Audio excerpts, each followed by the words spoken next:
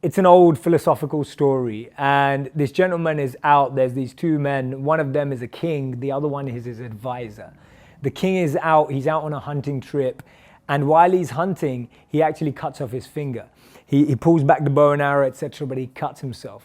Now, when that happens, his advisor says to him, everything happens for your own good.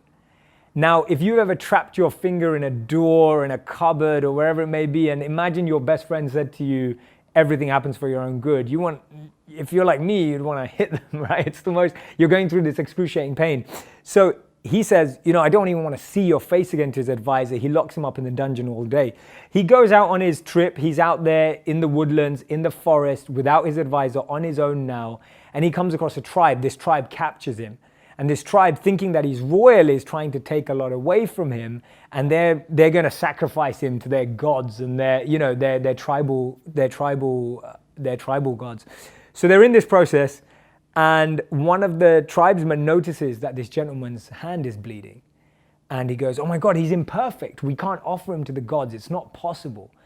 And he's released because he's impure.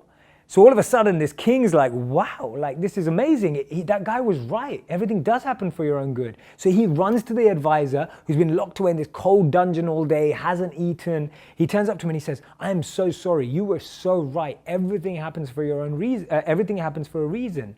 Because if I didn't cut my finger today, I would have been toast, right? I would have been someone's dinner." And he said, but, his ego came back. He said, but if everything happens for your own reason, why were you in jail all day? You're a good man. You advised me right. Why were you locked up and haven't eaten all day?